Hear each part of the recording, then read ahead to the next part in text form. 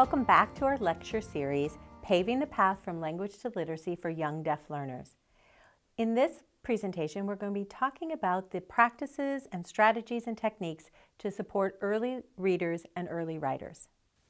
By the end of this presentation, you should be able to give examples of literate discourse, Define phonemic awareness and describe its relation to later reading and spelling, explain general guidelines for teaching the alphabetic principle or phonics, and describe activities that encourage the application of phonemic decoding and encoding. And again, we know you've seen this slide many times if you've been with us through this whole series, but just again to underscore our notion that the activities we're going to be describing in this presentation do not differ from those for hearing children, but are differentiated. You've also seen this slide too, which is our graphic of our path. And just as a reminder, we're talking about students that are well on their way to becoming readers and writers in the age group of 4 to 6. And again, just reminding us, that ourselves and you, that this path is flexible and that some children will meet these milestones earlier and be ready for some of these activities as early as 4, whereas others, if they're not ready for them by 6, there maybe is need for a bit of concern as to whether or not they're able to meet these milestones. And as in our previous presentations, we've organized the activities under the 5 categories that you can see on the PowerPoint, recognizing that the emphasis shifts among the different categories, but that each one of them is attended to whether you're considering working with a child from 0 to 3 or 4 to 6. So we'll start with language for literacy. And this really builds on what we've already talked about. It's really more of the same good stuff, as it were. So you want to now engage children in even richer conversations. Now that they have more words, you can use more words with them in kind of a chicken and egg scenario so that we continue to build their language. You also want to continue to expose children to increasingly sophisticated vocabulary, and primarily through, again, your discourse, what you're chatting about with them, but as well as through the books that you're choosing to read. And providing children with rich experiences. These are the kinds of things like going to a museum or going for a walk along the beach or taking them to the library and having conversations about what goes on there. We all know children who come to school who've had the benefit of more rich experiences mediated by language have a richer language to start with. You can also continue to use some of the dialogic reading, interactive reading principles that we talked about in our last lecture, and just use those same techniques with increasingly more sophisticated books. And again, this is where we introduced you to a resource in the previous presentation, when we talked about supporting children from 3 to 5, the resource Leaping On with Language. This resource of videotapes from put out by Cochlear also does a very nice job of presenting strategies for working with this slightly older cohort of 4 to 6-year-olds. Wordless books are also a really good strategy to use with children at this time. So going kind of beyond this 1 page or 2 pages like we did with the sheep in the Jeep demonstration in our last lecture, but to go on and having the child provide rather than 1 word or 2 words, but to provide the whole story for an entire wordless book. And we're going to introduce you to a term that we would call engaging in literate discourse. Now, this doesn't mean having conversations about great literature. This means engaging in discourse that challenges children to do more with language than the everyday. Sometimes when I'm working with my students at the uni, I say there's that business language. The business language is the language that gets the job done. It's about feeding time and bathing time and get your book packed for school and put your galoshes on, it's time to go outside. Though the kinds of things that are absolutely necessary, they make life go, but they're not really that literate discourse, that kind of language that ups the ante, that if you have that kind of language, that literate language is the language that you really need to become a reader and a writer and do well in school. What we mean by that is asking children to do things like retell with supporting details, give descriptions, provide explanations, make comparisons, give rationales, and even support a claim with evidence. And you might look at some of those and say, hang on, you're talking about 4 to 6-year-olds. How does a 4 to 6-year-old support evidence, support a claim with evidence? Well, what you need to think about when we're thinking about literate discourse at this age group, it's not about content per se. So in other words, if you're writing an essay at the uni, every statement you make, you have to support with evidence. You say something, you have to reference people and say, see, it's not only me that believes this, these 3 other people do too. That's supporting a claim with evidence. But at this age, you can ask children to do things like, do you prefer Smarties or M&Ms? And give me 3 reasons why. Now the reasons can be, I like the colors better, I like that one comes in the box and the other comes in the bag, and I like bags better. It really doesn't matter. It's not the substance or the content of the answers, it's actually the activity of engaging in discourse that requires you to do that. It requires you to make a claim and give supporting evidence. Why does this matter? Why does this engagement in literate discourse matter? Because if we go back to good old Halliday and his functions of language, if you look at that chart, those more sophisticated, challenging functions, like giving evidence for a claim, or giving a description, or doing a recount, are further down on the chart. They are the later developing and also more sophisticated, more complex tasks that require more complex language. And as we pointed out before, they're where school lives. And children who don't master language beyond the business everyday language are the children who are less ready for reading and writing and less ready for school. So nothing illustrates some of this better than a video or an example. So we have an example, a story of the Lion and the Mouse that was both illustrated and told by a 6-year-old student. So we're just going to ask you to watch this clip. It's about 2 minutes long, and as he retells his story of Lion and the Mouse.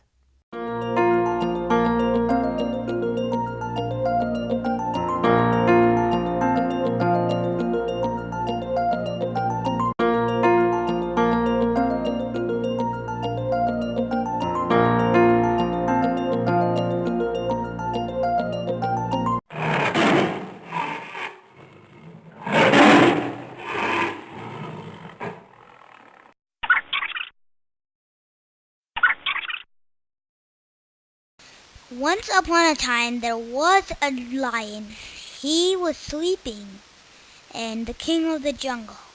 He was sleeping near his den and snoring loudly.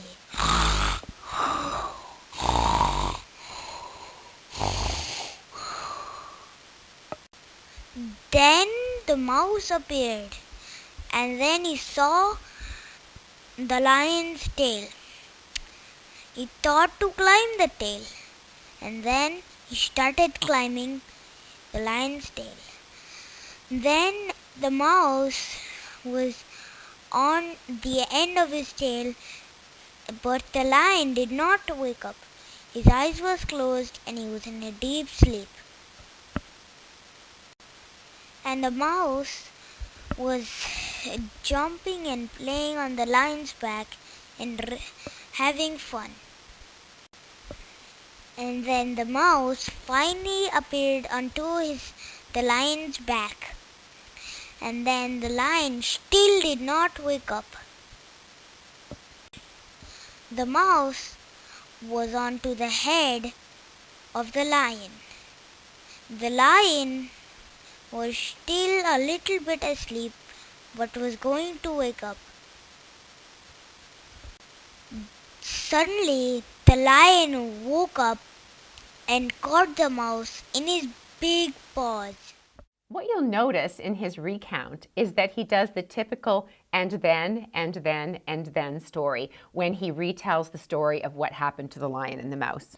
And it's interesting because within a 2-minute period, rather, he says the words and then five different occasions. And that's not uncommon for children at this stage. They don't have those transition words under control, and so they just fill their space with their and thens. And it'll be interesting to see how that is reflected later in some of their writing. And the point here is just that as children are working in these more sophisticated later functions, you have to always remember they're doing it at a 6-year-old level. So you're not expecting them to write an essay, but you're expecting them to use language in these ways that are more sophisticated. And we know from the evidence from hearing children supports the fact that children that come prepared with that kind of language do better. And as Connie has said repeatedly, as we've been presenting to you is that you can't write something that you can't say. And so when you look at this child, even at the age of 6, and what he's able to tell about a story, this really evidences that he's been read to probably a lot. He has that language, that story language, that book language really under control. And I think he's a child that we wouldn't be overly concerned about his abilities. Now, if he can get that alphabetic principle under control and encode that language in print, he's really well on his way. So our next category is reading aloud. And here we really want to emphasize, of course, we're going to continue to suggest that reading aloud should happen every day on a regular basis. But maybe what we would expand here, or think one wants to be more mindful of with the 4 to 6-year-old age group, is to begin to read from a range of genre, like magazines, message boards, recipes, anything and everything that one reads in every day, including now all the media that children look at, like the iPhone and the iPad, including both narrative and expository text, and texts that challenge children with more increasingly complex topics and ideas. You also want to choose texts that are vocabulary rich, so that it's exposing children to particularly vocabulary that they may not hear in everyday conversations. Some more book language, you can get a lot of that from expository text. Again, it's much easier later when you're going to read words to be able to decode words that you already know, that are already in your lexicon or your mental dictionary. One thing to think about here that, again, it's kind of commonsensical if someone just says it, but you think, oh, funny, I hadn't thought about that before.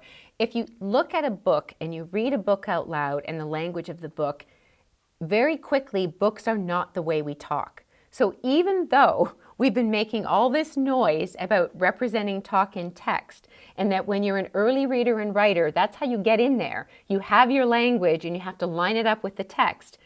There's a way in which, once that begins to be established, how language is used in print is different than it's used in face-to-face conversation. So, for example, one of the examples we often use when we do a presentation about this topic specifically is a sentence that comes from Wikipedia about traditions in Australia that says, "The Sunday roast has become an enduring tradition in the Australian culture." Now, would you ever say that to a friend in a conversation? You wouldn't. What would you say? We eat roast every Sunday. It's become a tradition in my family. Exactly. So you see the different use of language when you're communicating face-to-face business language versus the language in the text. What being read to exposes children to is that language they're not going to encounter anywhere but in a book, because it's not the way that we talk. And that sets children up for reading comprehension later, which isn't necessarily a very strong focus in these early stages. When we're talking about reading, we're still really focusing on the alphabetic principle and what children can read independently with their growing knowledge of letter-sound relations. However, you need to set them up for that next stage. It's not like we take a break from thinking about the meaning of text, but the focus in teaching is not necessarily as strongly on that aspect. And sometimes that's unfortunate because people forget to read complex text to children at this age group. So Jean Shaw would argue the level of difficulty of language read by the child is much below the level of language understood by the child. So in other words, you can read aloud to a child a text that's far more complex than that child could read on their own. So a classic example, or one that I loved reading to my children, is Charlotte's Web. And if you just listen to a couple of sentences that I'll read aloud to you from Charlotte's Web, you'll get a sense that, wow, by 6 years old, a child can understand Charlotte's Web read aloud to them and enjoy it immensely. This is not a book they could read on their own, but then it exposes them to that language they're going to be encountering books and sets them up for understanding it when they can read it independently. So for example, the beginning of chapter 1 of Charlotte's Web. "Where's Papa going with that axe?" said Fern to her mother as they were setting the table for breakfast. "Out to the hog house," replied Mrs. Arable. "Some pigs were born last night." "I don't see why he needs an axe," continued Fern, who was only 8. "Well," said her mother, "one of the pigs is a runt. It's very small and weak, and it will never amount to anything, so your father has decided to do away with it." "Do away with it?" shrieked Fern. "You mean to kill it just because it's smaller than the others?" And on that note of tension, we will leave Charlotte's Web. But the point here being, we need to read aloud to children with that level of complexity to introduce them to that language they need for reading. And again, if you think about deaf children, and I can think about my own practice, did I introduce deaf children reading aloud to them the kinds of complex texts that they can enjoy and should be introduced to? I'm not sure that I did. Mm-hmm. It's not a common practice to be reading at that higher level with deaf children, unfortunately. So in addition to reading aloud with students at this age, we also want to continue to play with print. And again, this becomes a stronger focus at this stage than it had been in previous stages. So again, aspects that we had discussed in the last lecture do continue to play out here in this, this age group as well. So discussing parts of the book. So what is the cover? Illustrations. Table of contents. So again, going into using things such as expository text and going beyond our Who's in the Sand type book and reading things that are chapter oriented or have topics and pointing out those aspects of the text to the child. This is also where things like upper and lower case become consolidated, and the notion of word boundaries and punctuation start to come in, because they seem so simple, but they're actually quite complicated. So if you think about something like punctuation, there's a wonderful book by Mary Ellen Giacobbe, and in it she asks the question, or she puts the question that one of her children at age 5 put to her, when is a sentence? Because in oral language, we actually don't speak in sentences most of the time. Trust me, if this tape, if you do a transcript, I don't think we necessarily speak in complete sentences most of the time. But when we write and when we work with print, we're required to use full sentences with a full stop at the end. And that is much more complicated for kids to sort out than one would think. And it is really only through writing, it's that kind of symbiotic relationship between talk and text, that once your talk gets put down in text, you begin to see things like word boundaries, sentences, paragraphs. Those are really features of text. They're not features of spoken language. And in fact, we saw an example in the writing samples that you looked at in the last presentation where one 6-year-old child wrote really hard as one word. It's really hard because he heard it as one word. You only know it's 2 words when someone writes it down and it's, oh, that's really hard. Oh, I see now. So putting your language on paper and in print gives you insights into your language that you don't have when you're only using it in spoken form. So when you're reading aloud to children or engaging with print, you can do things to give them a little bit more insight into how this works. We've done it before with younger children, following along with your finger as you're reading, but asking children to take it to the next step. So can you find a line of the text? What's the difference between a line and a sentence? Lots of children think that the end of a line makes the sentence versus the punctuation. So pointing those things out, naming things like quotation marks, paragraphs, asking them point to different words. Where are the word boundaries? Things such as that. Counting the number of words in a line, how many letters are in a word, which is a longer word, which is a shorter word. Again, just really drawing their attention to how the text is organized on the page and then within the book as well. And beyond sort of the organization of the script, we can also focus directly on the script itself. And here, again, continue to allow children to use a range of writing technologies, paintbrushes and chalk and markers, but really this is where we begin to transition to the use of pencils and pens more specifically. And the one thing I want to say here, and someone asked us this question last night in the Twilight lecture, and I thought we really should mention it today. They said, what about computer and keyboarding? And given the amount of time we spend on our computers, we certainly would not say that we're not fans of keyboarding, although there are days. But the point being that clearly, children in 2016 are familiar with keyboards. I mean, we see kids with iPads, we see kids holding iPhones, they get it. But at this stage, we'd really suggest that you want to stick with the older writing technologies and not use the keyboard for the teaching of literacy, simply because when you use the pencil to write a word, for a couple of reasons. A pencil is slower than the keyboard for anybody, but particularly for a young child who's still sorting out how to work the pencil. They're still not necessarily super efficient, and they don't know for sure all of the sound-symbol relationships. Think about those children invent spelling. The fact that the pencil takes you longer gives you think time, and it's more deliberate, and it allows for more cognitive attention to what you're doing. The other reason is it's helpful for you as the educator or the parent to see what the child has done. That slowing down using the older technologies is really a worthwhile strategy to use. So again, moving more to pens and pencils, but maybe not moving to the keyboard. At this stage too, you can also start to have children sort letters by uppercase letters and lowercase letters. And as we talked about in our developmental milestones, the uppercase letters are easier to produce, they're easier to recognize, they're far more distinct than the lowercase letters. So there might need to be a greater focus on those lowercase letters. It's also helpful too to begin to have them match uppercase and lowercase. So sort by uppercase and lowercase, and then can you match them all together in their pairs?